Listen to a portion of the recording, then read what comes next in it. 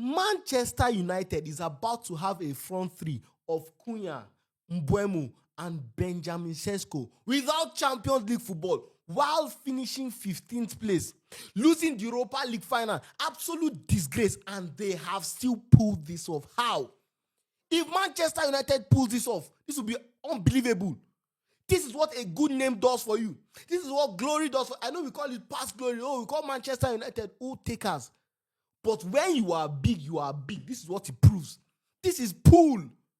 What? These are players that clubs wanted. Mbeumo was being sought out by many clubs. One of the best players in the Premier League last season. Cunha, Wolves' best player, one of the best players in the Premier League as well. Both players with over 15 goals. Benjamin Sesko, Arsenal wanted him. Newcastle is doing everything to get him. They are ready to, I think, offer more money. They are ready to pay more money to Leipzig as well. But Benjamin Sesko, it looks like his heart. If Manchester United wants him, he want to go there. This is unbelievable. And as for Newcastle, they have just gotten a lesson on how the food chain works, the football food chain. There are clubs here, and then Newcastle is here. Newcastle tried to go toe-to-toe with Liverpool. It's looking like it has backfired in the worst way. Take Ekitike, they didn't take. And now Alexander Isak has handed in a transfer request. We are not your mates. Benjamin Sesko, he has chosen Manchester United. James Trafford, he chose Manchester City over Newcastle. And now they are getting Ramsey from a relegated Southampton. I think Newcastle wanted Mbeumo as well. Or there are so many other players that Newcastle wanted to sign. But this season has been very, very humbling. Newcastle, with their Champions League football, with all the money they have to offer, Sesko has still said, it is Manchester United I want. And now there's a massive chance we'll see Sesko in the Man United away or home kit that you can now get from the Utd Tactics. So by clicking on link in my bio or going to our official website so you can get any jersey at all. Look at this nice Boca Juniors jersey. Or any other jersey, just go there and shop. Or you can message us on WhatsApp with this phone number above. Delivery is worldwide. This is amazing. Look, I said it in my previous video that I think right now Manchester United should not go for a young talent because of how the young talents have gone. From Højlund to back and back and back. There are so many names that you can reason, and they have not gone well. I just thought that Man United should go for somewhere like I suggested Gurasi and I suggested what's his name? Mateta. And Manchester United were also interested in Watkins, but it looks like Watkins will stay. Or he can even go to Newcastle because he might be a second choice there. And Man United were also interested in Jackson. I don't know how true that news was, but I've said it. That I don't know how you've been interested in somebody that is saying that he only wants to come to your club if Chelsea doesn't want him anymore. Man United wants to slowly become a dumping ground for Chelsea. Mason Mount, Chelsea did not want him again. He paid 70 million. Now you want to go and Jackson and they are putting 800. Don't even try that nonsense. In fact, I don't even know what the sporting director and all the analysts at Man United are thinking. Because I want to understand the direction the club is going. Sesko and Jackson are two completely different players. So how can you be interested in both of them? Like, they are not the same in any way. Their profiles are similar. Their profiles are different. Their stature is different. Sesko is massive, big, huge aerial threat. Jackson is more of a player that, can play with the ball, can dribble, can do all those stuff. Sesko is different from that.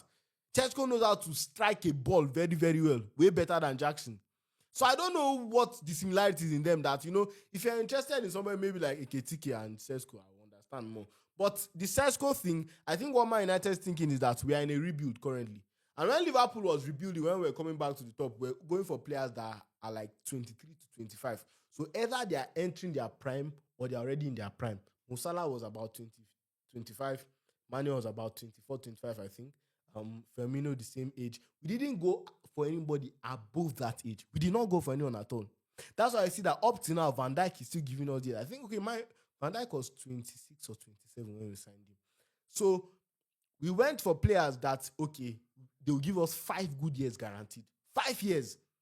Then, after the 5 years, if they do well, you renew. Like Mo Salah will have been renewing, Van Dijk will have been renewing, Robertson. So many players that Robertson, we even got him from Hull City at a very, very cheap price. He has gone on to be one of the best left backs the Premier League has seen. No debate, top 3 all time in the Premier League left back. So that's, I think, is the model Man United is emulating. Same thing with Arsenal. Arsenal, see, we might want to banter Arsenal, we'll laugh at Arsenal. Oh, third place in 3 years. Bro, Arsenal was finishing 8th. In as much as we will laugh at Arsenal is way better. Man United fans, let me ask you, will you rather be where you are right now or be finishing second place? Let's be honest. Arsenal is actually doing very well. And inside us, deep down, we all know that the reality is that if Arsenal continue like this, eventually they will win.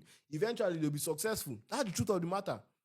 But if you look at their investments, you look at the age grade, that's what they have gone for. So I think that's what Man United is emulating. But then, like Ekitike, I said this clearly, I don't know much about Ekitike. I've not watched enough football about him. If you tell me Isak is coming today, I don't need to go and watch Isak highlights. I don't need to go and watch clips about Isak. I know what I'm getting. Because right in front of my eyes, this boy has vigorously piped my own team. Every time Isak has met Liverpool, I've seen one striker that can put Van Dijk off his game. That's the one player, Isak. But I don't know what to expect from Benjamin Sesko. What I've seen from the clips I've seen is that he's a very good ball striker. You know, he's decent with his feet. But his stats in the Bundesliga are not that encouraging. I think he has about 13 goals last season or something like that. So I don't want it to be a case of another Højlund. That's why I was saying that, okay, I suggest somebody like Mateta, who is Premier League proven, 14 and I think 16 goals in his last 2 seasons. Guirassy, I mean, this guy had 38 goals in all competitions last season. Champions League, 13 goals. He had 21 goals in the Bundesliga. The season before that, he scored 28 goals whilst playing for, what's their name? Not Leipzig. I've forgotten the name of the club, but another German club. So, Guirassy, the stats are there, and I think he's well experienced. I know he's 29, though, so you expect only 2 years. But I think the market is currently for a striker. I don't see anyone that you go for that will be young and cheap and will be your first choice. Really, I don't see anyone like that. So, I think if Man United go all in for Sesko, I don't know if they have the finances for it, but if they go all in for Sesko, definitely Sesko will choose Man United over Arsenal. Over Newcastle. Except Newcastle is offering maybe 300 to 350k per week, and I don't think Newcastle can even try that. And Man United, let me warn you. In fact, leave this Sesko. Leave him for Newcastle, because now you want to come and put Sansan in my garden. Because Newcastle is coming out to say that if they do not sign Sesko, they cannot let go of Isak. Isak is not for sale. But I don't know how Newcastle wants to do that. They want to keep an unhappy player at their club, because the reports coming out today is that personal terms have already been agreed between Alexander Isak and Liverpool Football Club. And I see a lot of people coming for Isak or Liverpool in a way that, okay, we're the ones saying Trent this and that. I hope you guys understand now. If people were saying we're unfair to Trent, we're this and that, look at how these players are.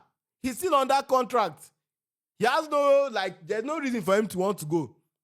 But now he has seen a bigger club, a more attractive club, and now he's throwing tantrums to go. Coutinho did it to us. Coutinho, when he wanted to go to Barcelona, he stopped coming to training, or he was training alone, something like that. Virgil van Dijk, when he wanted to come to Liverpool, in Southampton, he went to train on his own too. So this is just how the game of football is. The good thing is that Newcastle, we have ready to give you English transfer record for this boy. That one did not give us anything. He ran down his contract so that his future in his hand, because Madrid told him that if he's coming, he will come on their own terms. But that's away from the point. I don't want to ponder on that too much. But I just want to say in this video that it shows you the size of Manchester United. The fact that Newcastle, with Champions League football, with all the money to offer, are going for Sesko. But Man United came in and said, bro, we want you. He knows that if he comes to Man United, he knows how the fans will revere him. He knows what the possibility is if he succeeds at this club. He knows how big he can be globally if he does well at Man United compared to Newcastle. He knows the amount of eyes, the millions and millions of Man United fans that will be cheering him all around the world.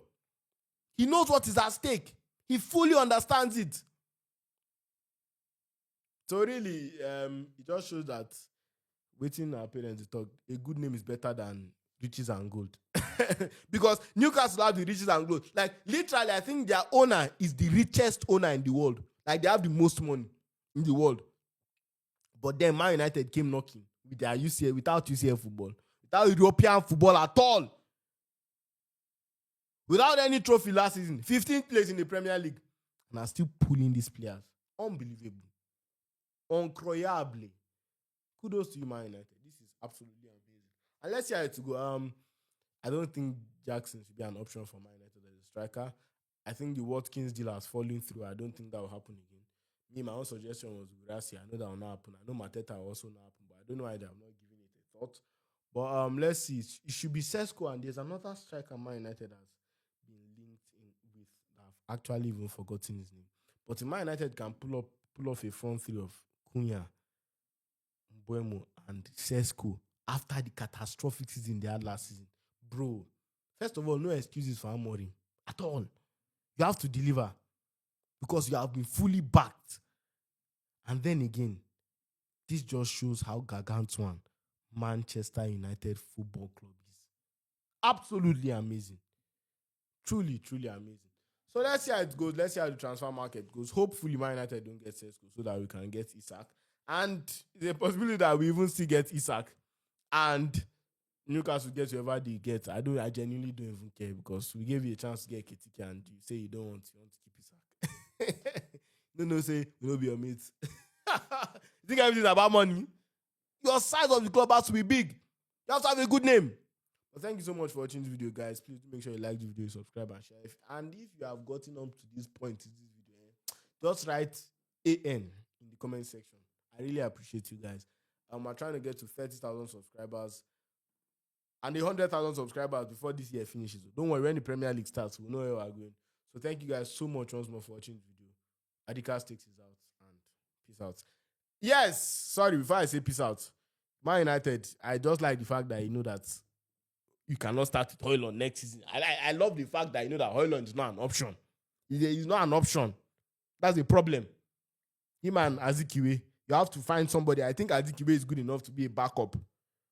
I'm not too sure about the Benjamin Sesko. I don't know if he's better than Højlund, but I genuinely think anybody will probably be better than Højlund.